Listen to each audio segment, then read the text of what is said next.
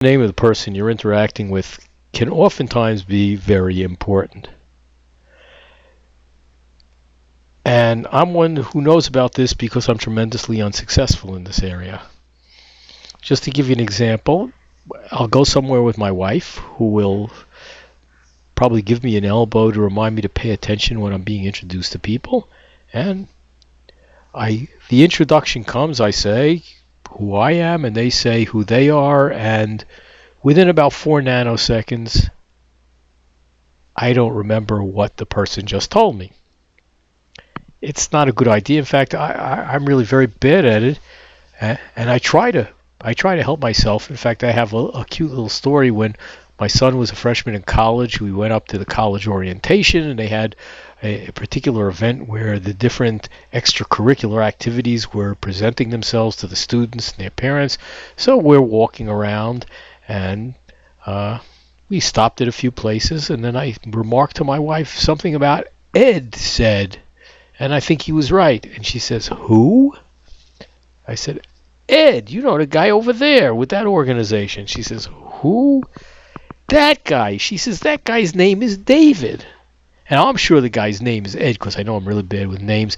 And in fact, the people representing the organizations had a little name tag on. So I nonchalantly kind of walk back over and look. And there I see the guy's name. I see his tag. It says, name of the organization. It says, David. Well, I can't remember what his last name was. E.D. Short for, no, not what you see on TV for all the commercials, Executive Director. So that's how I got it in my mind the guy's name is Ed. Now that is certainly not a way to win friends and influence people. And the way to be successful, you gotta know the person's name. And I always tell the department admins that I have the best students because my students always know what my name is. And it's kind of important because usually at the end of the semester I see a student coming in, maybe 2 weeks before the end of class, going up to the department admin and say, "Excuse me, I need to see my professor." At which point the admin says, "Well, what's the name of your professor? What professor? What's the name of professor?" And the student responds, the student obviously is not doing too well and hasn't attended a lot of classes, doesn't know. Okay, well, what course are you taking? And the student says, you get in the picture of how this is working. And we're the Department of History, Philosophy, and Political Science. So they ask, is it a history course? Is it a philosophy course? Is it a political science? Is it a criminal justice course? The student doesn't know. Sometimes they don't even know whether it's a male or a female teaching the class. And that's not a question where the gender isn't clear. That's a question where the gender seems to be clear. Well, as a result of that, I try to make a point to all my students that you really need to know a person's name, and it's a key to success. In fact, I say, well, when you go to get a job, and most people go to school, they tell me they go to school to ultimately to get a job. They want to get a degree, it's going to get them a better job. And I say, well, in graduation, I see them give out diplomas, but I don't see them ever giving out jobs.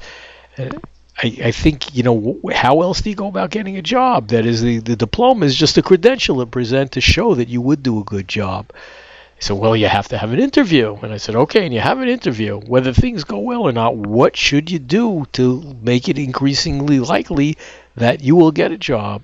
And I say, well, in the old days, we used to write a letter thanking the person, but nowadays you get an email address, usually on a business card, and you thank the person. And by the way, it's a good idea to send a thank you, even if you decide that this is a job, you wouldn't take this job if it was the last job in the world. It's a good idea not to burn any bridges for no reason. Okay, so as I pointed out, it's important to know the name. And as I said, my students always know my name. Why? Well, because I introduced myself at the beginning of the semester. There's a picture of me, my last name under it. And now the question is, how do you pronounce the name? Because that's kind of also important. And this is how I get the students to remember it. Equals leg. That was a cutoff. That was a semi-pornographic picture of an attractive leg, or one at least that I found attractive on the internet. So students would remember this. When I first put this up, my wife made me edit out part of the leg, and she was worried I was going to get fired. Plus, and that stuff is gum, so legum, and in spelling it, you get rid of the second G. Now, before anybody goes to complain to the administration about my harassment, I have the same slide with a man's leg. Now, I don't consider myself kind of and having any expertise in a man's leg, but I found this on the internet. If you find a better one, send it to me. I'll be glad to use it instead of that one, or one that you find particularly attractive if you're attracted to men's legs.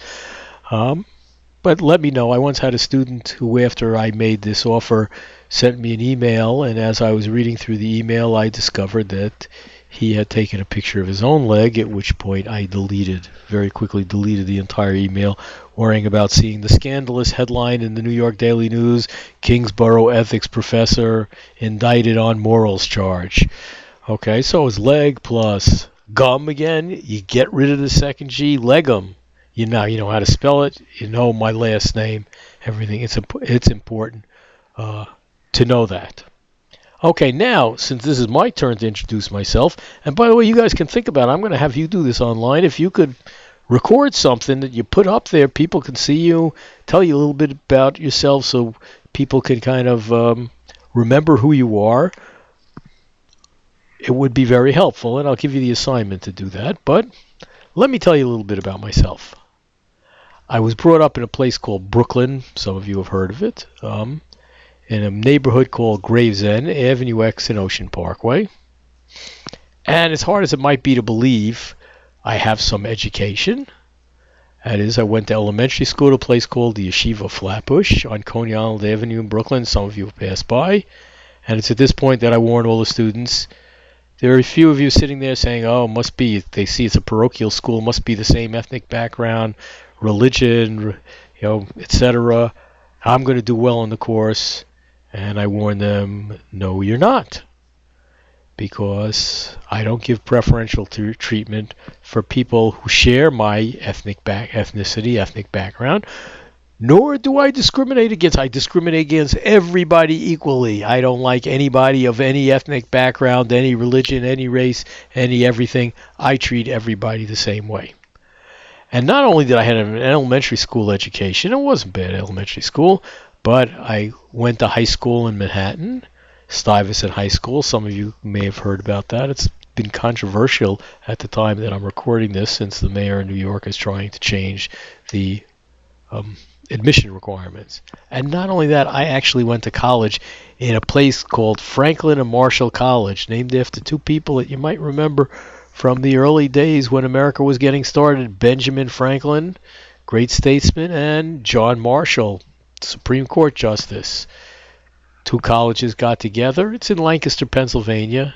And for you who are interested in trivia, what is Lancaster, Pennsylvania known for? And probably two things. Mainly the Amish, and if you're not sure who they are, look up Amish Mafia on YouTube. And the Amish it's a religious sect that ride around in buggies. I'm sure you've seen them in movies. In fact, Weird Al Yankovic had a song. He was a comedian, songwriter that was pretty offensive but very funny about the Amish and their lifestyle. But and the other reason that Lancaster is known is many of the pretzels that you eat come out of Pennsylvania from some of the towns surrounding Lancaster. And I went to graduate school at the University of Rochester, which is in Rochester, New York, probably best known for its snow, but also for those of you who know a little about different trivia. In the old days, before these cell phones, they used to have these things called cameras, and they used to take pictures, so you were able to remember it. In fact, we now see pictures of Lincoln and some other scenes from the Civil War. They didn't have cell phones in those days. They had these cameras, and they had this stuff called film on which the pictures were recorded, and they were able to reproduce them. And there was a guy named George Eastman who was one of the leaders in the industry. In fact, probably was the leading, founded the leading company, Kodak, which I hope maybe some of you have heard of. Maybe they haven't. It's actually still in existence, Eastman Kodak.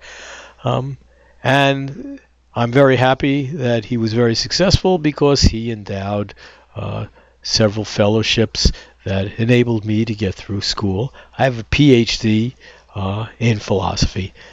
Now, unlike some of my colleagues, not only do I have an academic background in philosophy, but I also have a certificate from New York University School of Business, the Stern School of Business in New York University. So I have some education. And not only that, I know it's probably hard for some of you guys to believe, but I actually have some experience. So what kind of experience would you expect? Teaching experience. As a graduate student, I taught at the University of Rochester. I taught at one point at the College of Charleston in Charleston, South Carolina. I was a U.S. Army infantry officer after that. Came back to teaching at the Rochester Institute of Technology, and then spent the next 28 years in the information technology business as a computer programmer. I ran an IT department in a large corporation, and I was an IT management consultant. Did that for 28 years. And decided that what I really wanted to do was teach philosophy. So in 2011, I came back to Kingsborough, and I've been there ever since, enjoying myself. Glad to have you in my class. Now, here's the thing that makes little people nervous. That is, I have some teaching objectives. It makes people nervous because it means if I have teaching objectives, that means there's stuff that you guys have to do in order for me to accomplish my objectives. In fact, sometimes I joke around. People say, well, you've been teaching lately? And I always say, I'm trying. I'll only find out later on in the semester if I've been successful or not.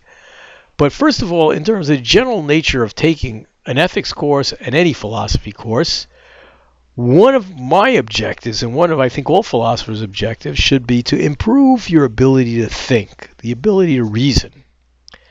And in addition to which, improving your reading and writing skills is also kind of important, regardless of what career. But to be successful, you have to be able to do, or it helps to be able to do all these things. And I'll mention, people look at me, they look at me funny when I talk about helping them think or helping them reason. And then I ask everybody, have you ever made a bad decision? And I say, well, it seems you've probably made a bad decision, not because you made that decision you thought it was going to work out bad, but there was something that went wrong in your line of reasoning that led you to that decision. So that's the goal. That's one of the goals in philosophy. In this course in particular, we're going to be talking about something that has a little bit of a practical value, namely decision-making in ethics. And the other thing that I have as a goal for you is to become a lifelong learner. And it's not that I'm trying to fill up my classes, have you take my classes for the next 25 years until I'm no longer here. But the job market has changed since I entered in the early 1980s. It used to be the case that you could go to work for a company and people worked for the same company, that is not the sole proprietorship, but big companies, for 30, 40, 50 years. In fact, I worked for one such place. These jobs don't exist anymore. We have a very dynamic workplace, and in order to keep your career moving forward, you have to be able to learn new things and new skills. So that's who I am, and now I want to turn it over to you. That is, it's your turn to introduce yourself. There is a discussion forum on Blackboard asking you to introduce yourself, and I'd encourage you, think about things that you want other people to be able to remember who you are, remember your name, what you're studying, what you're hoping to do in the long run, what maybe if you have some decisions, you're torn between several alternative careers that you're looking into as you're studying. Maybe you have an interesting anecdote. In fact, you could record a little video on your phone or however you record videos and put that up there so people could see, and they could kind of put a a face to the name that they're seeing. But right now, I'd like you to go ahead, make your video, introduce yourself, or just type up an introduction where other people can see you. And then when you're done, I'd like you to come back in a couple days and read through everybody's introductions, because what I'd like to be able to do is set up a mechanism whereby you would exchange contact information. It could just be an email address. That way, if you're having difficulties, oftentimes that is difficulties in the course. I'm not talking about personal difficulties in your life. Difficulties in the course. You missed a class. You skipped something. You didn't understand something. It's often helpful to have peers in your class who can help you out and point you in the right direction, in addition to being able to reach out to me.